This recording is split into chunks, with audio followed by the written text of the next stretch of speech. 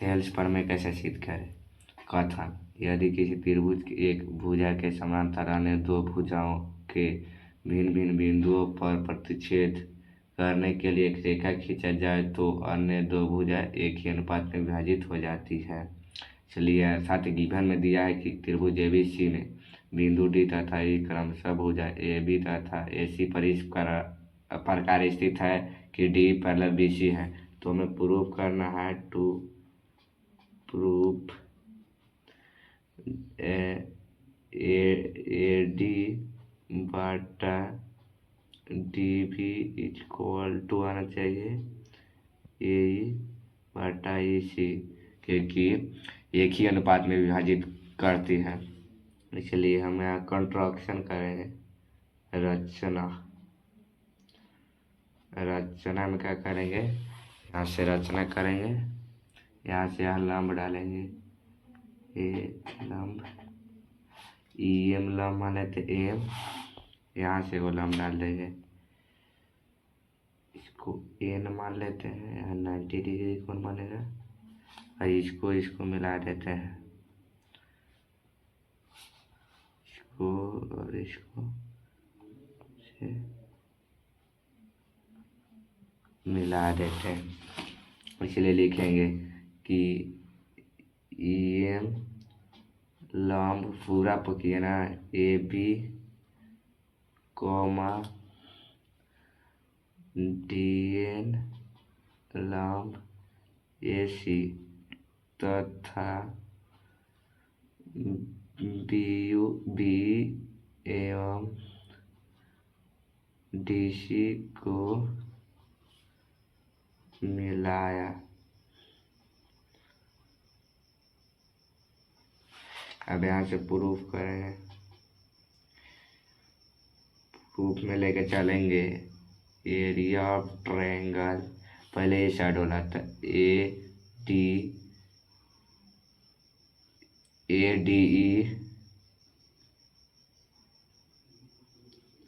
बटा एगो नीचे वाला लेते हैं डी ई बी ले लेते हैं। तो area of triangle D E B equal to क्षेत्रफल होता है त्रिभुज को 1/2, आधार इसका है ए डी गुने ऊंचाई है ई एम बटा 1/2 इंटू इसका आधार है डी बी इंटू ऊंचाई है ई एम। इसीलिए सम कट जाएगा, ई से ही कैंसिल, ई से ही कैंसिल हो जाएगा। इसलिए बच जाएगा कि area of triangle A D बटा एरिया ऑफ ट्रायंगल डी भी इक्वल टू ए डी बटा डी भी। समीकरण 1 मान लेते हैं। अगेन यहाँ से अब अगेन करेंगे। अब अगला त्रिभुज लेते हैं। तो area of triangle A D भी वही बट एरिया ऑफ ट्रायंगल अब लेते हैं E B C equal to क्षेत्रफल फार्मूला बैठाई तो कितना हो जाएगा। अब किधर से आधार ले लेते हैं तो यानी ए गुने ऊंचाई का हो जाएगा डी एन, यहाँ से 1/2 इधर ई सी हो जाएगा एंड ऊंचाई हो जाएगा डी एन। इसलिए 1/2 से 1/2 कैंसिल, डी एन से डी एन कैंसिल, इसलिए यहाँ बच जाएगा कितना area of triangle A D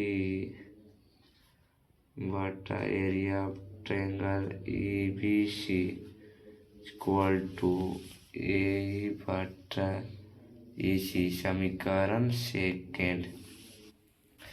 अब यहाँ पर देखिए area of triangle A D बराबर हो गया area of triangle A D बराबर है, लेकिन ए और ये नहीं बराबर है। इसलिए हम जानते हैं कि एक ही आधार का चीज है डी तथा एक ही समांतर रेखा का चीज है। देख लीजिए डी पैरेलल बीसी है, डी पैरेलल बीसी के अंदर सभी त्रिभुज का क्षेत्रफल परस्पर अर्थात आपस में बराबर होता है, इसलिए एरिया ऑफ ट्रायंगल DEB को बराबर हो जाएगा एरिया ऑफ ट्रायंगल EBC, अर्थात ये है डी पैरेलल BC के अंदर दो गो है एरिया, एगो है DEB और एगो है DEC, जो बराबर हो गया। नाउ इसको समीकरण 3 मान लेते हैं। नाउ समीकरण 1, 2 एवं समीकरण 3 से क्या होगा। समीकरण 1 में है AD बटा TB इक्वल टू 2 में है AE बटा EC। प्रूफ हो गया क्योंकि तीसरा E और E आपस में बराबर, अर्थात इसको हम लिख सकते हैं DB बराबर EC, अर्थात EC बराबर DB भी लिख सकते हैं, इसीलिए यहाँ प्रूफ हो गया।